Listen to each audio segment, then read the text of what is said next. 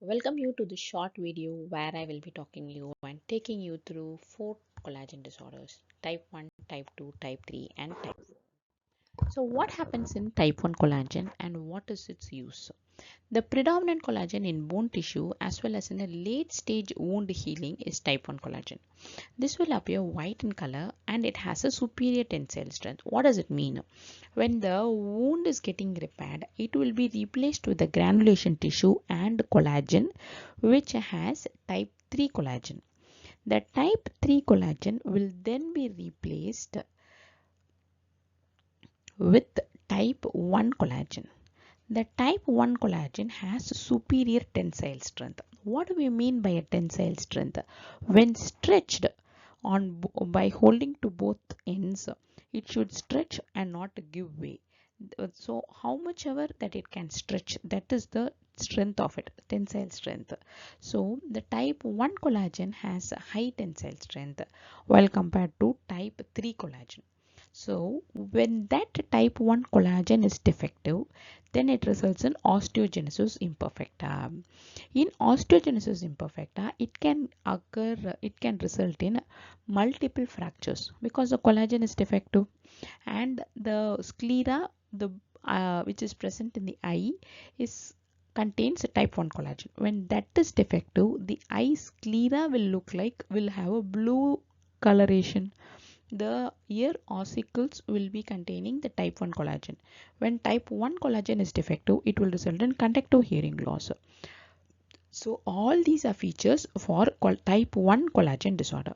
However, the differential diagnosis is osteopetrosis as well as child abuse. In osteopetrosis, there is defective osteoclasts.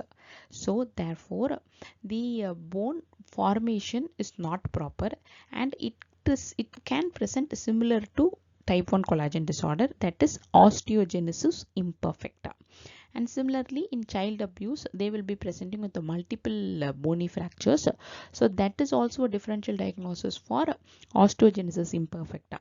Osteogenesis imperfecta is the condition where there is type 1 collagen disorder. Let's move on to type 2 collagen. Type 2 collagen is the component of cartilage kind of. So in cartilage, in intervertebral disc as well as in vitreous humor, all these have type 2 collagen. So when that is defective, it will result in Stickler syndrome, a hereditary connective tissue disorder where there is congenital hearing loss with multiple systemic manifestations. This is in type 2 collagen disorder. What about the type 3 collagen?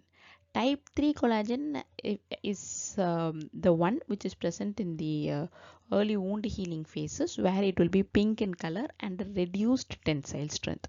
So when that type 3 collagen is defective, it will result in Ehlers-Danlos syndrome, which has hyperextensible skin because the collagen is defective. Therefore, the skin is hyperextensible and the joints are also hyperextensible, and they will be healing with difficulty, or easy bruising can happen because of the type 3 collagen.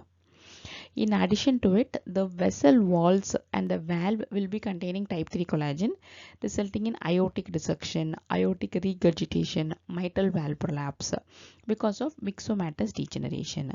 All these are seen in type 3 collagen defect, and that is the Ehlers-Danlos syndrome.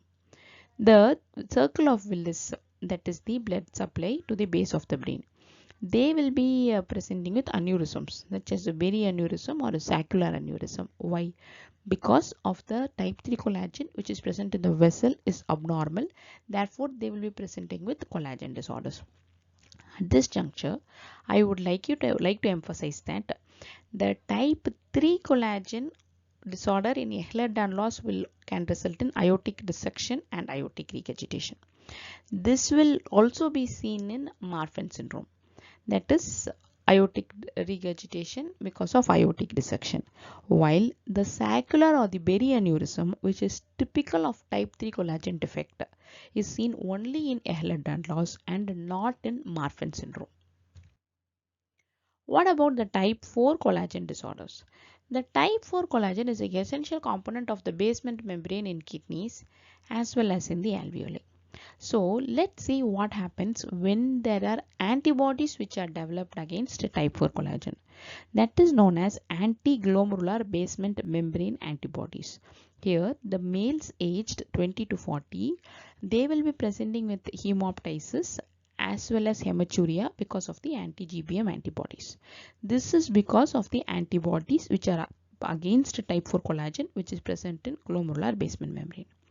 What about the X-linked inheritance, that is Alport syndrome? Here too the type 4 collagen mutation is present, which is resulting in defective type 4 collagen, but it is because of X-linked inheritance and not because of antibodies against type 4 collagen. Therefore, this will present with ocular as well as auditory problems in males presenting with hematuria. So, in Goodpastures, they will be presenting with hematuria and hemoptysis. But in Alport syndrome, they will be presenting with hematuria with eye or the ear